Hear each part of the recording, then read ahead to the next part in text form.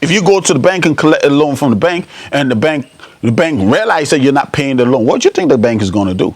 You think the bank is not going to come for you or come after you?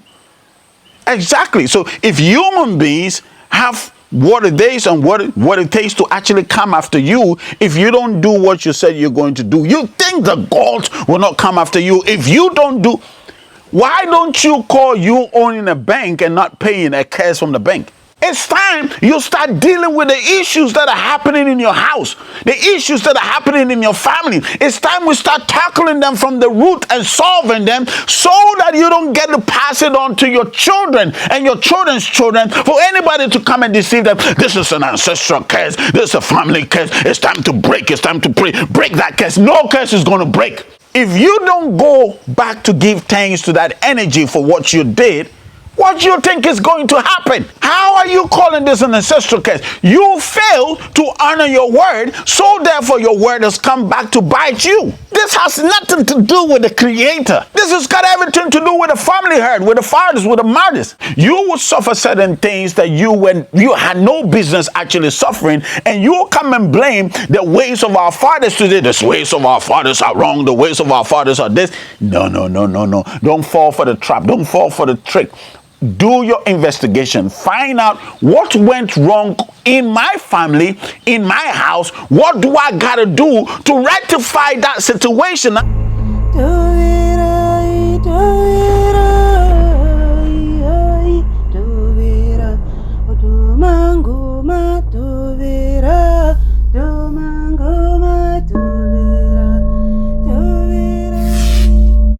Aquaba. Definitely. You're definitely welcome to the Makers series. I'm myself, Coach Bento. Always a delight to come your way. And you have to order your power stick. Like I said, if I give you this to walk around with, people probably look at you like, what is he holding, right? I mean, but I would hold this anywhere, any day, I don't mind. Or I can even do the cute version, I don't mind. But you'll be like, what is he holding? And the power stick, on the other hand, looks very presentable. Nobody will even know what you're holding, but it comes with so much power, so much potency, so much you cannot afford to not have around you. And this protects you. This protects your journey, your traveling, your market. When you're in the marketplace, this will definitely protect you, protect the items that you're selling, ensure that nobody comes to do any wickedness around you. Because human beings are wicked. It's not a god. It's not a god that is doing anything, but human beings are definitely wicked, desperately wicked, and always trying to act funny or do something funny. But you got to go ahead and protect yourself to ensure that they don't get you. Anyway, our Crowder Festival is just around the corner. Go. Register now. And if you think you're far away and you can't register, please send in your donations, send your contributions. We need it. We need all the help. This is an independent festival that is definitely going to bless the nations, going to bless the four corners of the earth. And you want to be a part of this. Of course, this is why you must ensure that you partake in this Crowder Festival. It's going to be something else. And those coming, we only have 100 slots for 100 people, for 100 testimonies within 1 year. I tell you, your life cannot be the same. Register now and be a part of our Crowder Festival. Let me go to my subject of the day. I'm super excited. I want to talk about something that, I'll try and talk about this without necessarily going out of the line, and I'm trying so hard. The subject of ancestral curses. I want to tread cautiously, not because of anything, but because I respect everybody in the church. Like, honestly, I keep saying that it's not your fault. Genuinely, you seeking the right way. Genuinely. So this is nothing to do with you. This is just something else. But I want to talk about this that has been used in the churches, and a lot of people has actually misled people to think that this is something that is technically not. What we call, and it's all over the Bible, what we call ancestral curses, right? And the Lord said, I will curse those who break this law to even the fourth generation. So because of that, a lot of people have come to believe that things like ancestral curses is actually the reason why their life is what it is. Deuteronomy 28, of course, also speaks about the curses going on to the fourth and fifth generation, all the way to the seventh generation at a certain point. I get it. Like, Of course, something like this will threaten you and it will get you scared and will make you feel like, wait a minute, this is actually, because when I heard my grandfather and my grandparent and my great-great-grandparent, they suffered this and suffered that and suffered that. And because of that reason, they did something wrong. And that is why I am also suffering. And then as a matter of fact, when we talk about tradition and spirituality, a lot of people go in and say that, you know what, you are suffering, you are going to suffer the same thing your father suffered. The same thing my father suffered. The same thing your father suffered. Okay, let's think about it. What did your father really suffer? Because if your father suffered anything that destroyed his life, you shouldn't be alive today. You shouldn't be here today. We shouldn't be having this conversation today.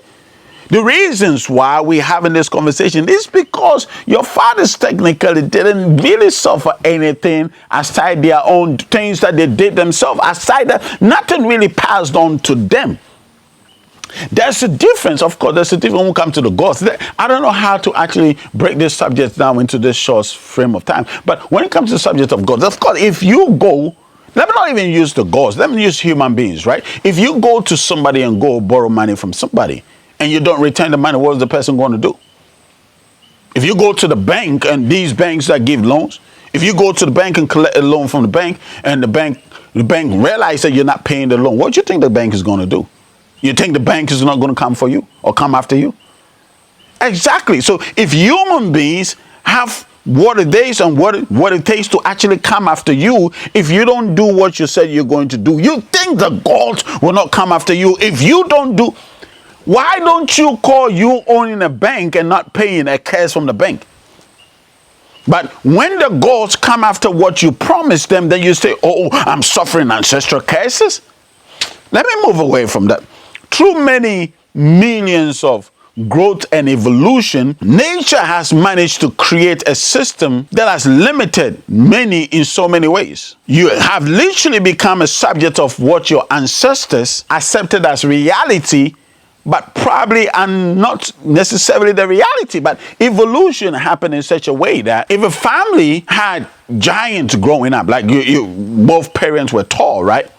And one of the parents goes to marry somebody who is short, that would definitely dent the DNA of that particular family.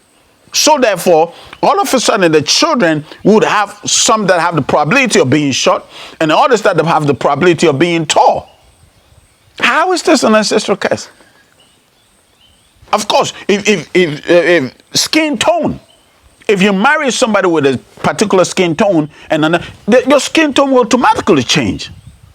Same as if you marry somebody that is definitely bold and the other that is fearful and afraid and weak, the children is going to split up. This is not an ancestral curse. This is a genetic makeup. This is something that is happening to you genetically. This is evolution. The change of time and application of material will automatically give you a different result.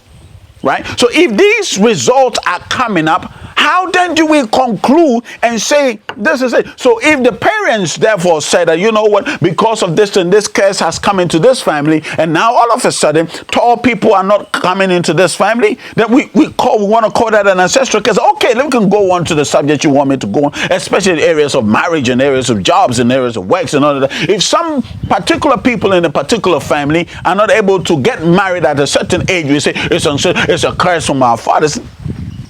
If your mother or your father was finding difficulty in giving birth, okay, and goes to an energy, right, and asks the energy, you know what we're finding, or go to a spiritual leader, spiritual person, and say, you know what, I'm finding difficulties in conceiving. So can you help me conceive? And if you do help me conceive, I'm going to come back and give thanks for the child that you gave me. This is you going there, right? After you've done that, if you don't go back to give thanks to that energy for what you did, what do you think is going to happen?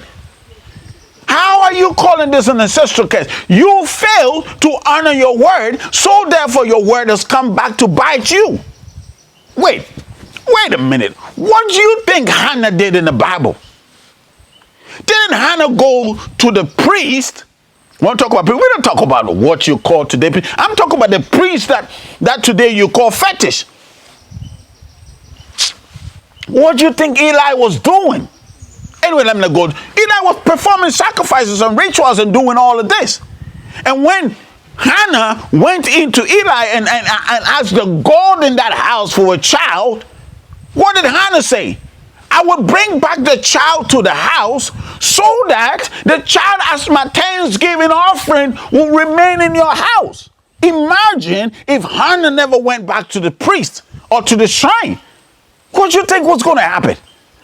So what most people are calling ancestral curses is actually not an ancestral curse, it's misinformation, because their fathers did certain things, went into certain deals and certain contracts with these energies, and our fathers never went back to say thank you and show appreciation. And because of that, they are suffering the consequences of their own actions. This has nothing to do with the Creator. This has got everything to do with the family herd, with the fathers, with the mothers. So therefore, is that what you're calling an ancestral curse? Okay, let me go into it. So if you come to me and you tell me, well, my house, let's pick a picture. Like your father, I was dealing with a case and I was telling the person, you know what? Your father had a powerful God in your house, was a God of wealth. And that God of wealth blessed your fathers so much that your fathers became powerful in the community. All the way down, your great-grandfather, all the way down to your father, everybody was powerful in the community till your father decided to go the Christian way. The minute your father decided to go the Christian way, all of a sudden things started going bad and still started going wrong, and all of a sudden poverty started coming into the family. Now, is this what you're calling an ancestral curse?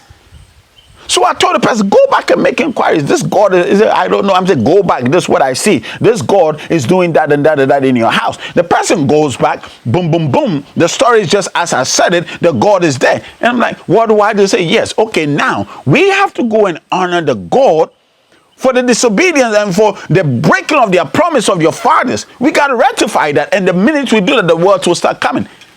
How is that an ancestral curse? It's a contract gone wrong, and all we have to do is to rectify this contract so that it continues, the family continues to enjoy. These are the enquiries that they are not teaching you to do. These are the things that they are causing you not to do so that you will suffer certain things that you had no business actually suffering, and you will come and blame the ways of our fathers today. The ways of our fathers are wrong. The ways of our fathers are this. No. Don't fall for the trap. Don't fall for the trick. Do your investigation. Find out what went wrong in my family, in my house. What do I got to do to rectify that situation? I'm telling you, something as simple as the power stick can even help you rectify such a situation. But you're not going back because you've been programmed to think this is evil, and you've been programmed to think that this is of the devil. But who gave you the wealth in the family? Time, like I said, time. I don't know if I should pause and come to a part 2. You've literally become a subject of the reality of your fathers. Many people fear what the ancestors feared. Many people are dying of what the ancestor died of because they think that, oh, this is an ancestral curse. No, it's genetic. Your fathers changed the way they were eating. When the slavery happened, most of our parents changed the way they were eating.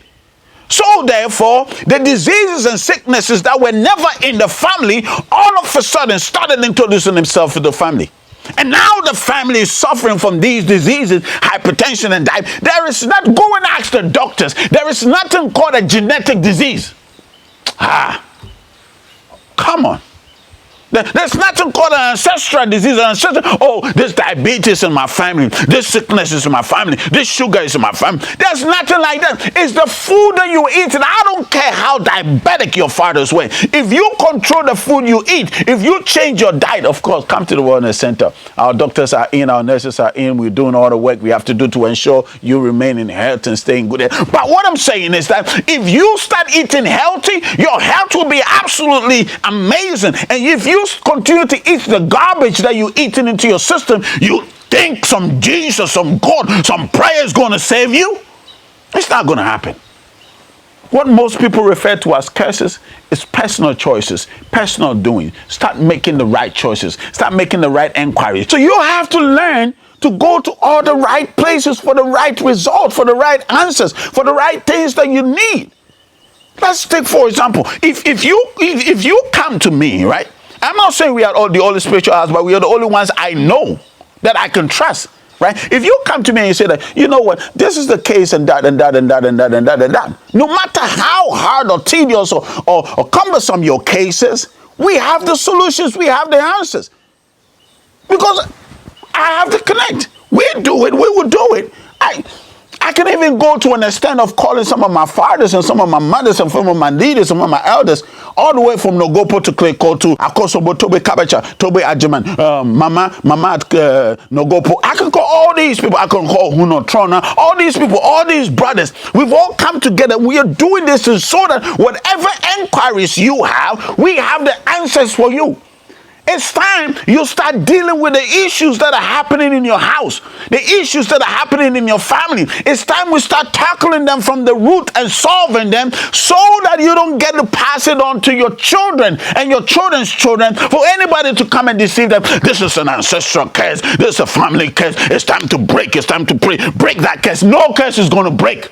If you don't go back and honor the contracts that your fathers went into, and honor, I know political parties that have done certain things, and because they didn't go back to honor, they are suffering to date. It's time we fix the problems and stop blaming anything or anybody for it. Your fathers went into that contract. You can go into it, investigate, and let's bring solutions to what you're dealing with. This is Mikra. This is the house. This is the place to be. Of course, time is fast spent. Joining our festival from September 25th all the way to October 1st is going to be something amazing, something else. It's going to blow your mind. I'm super excited about it. You should be excited too. And you know what? Go to our website, www.mikra.org. All our information is there. Click on it. Go there. Promise you, your life can never be the same. I love you guys. Mwah.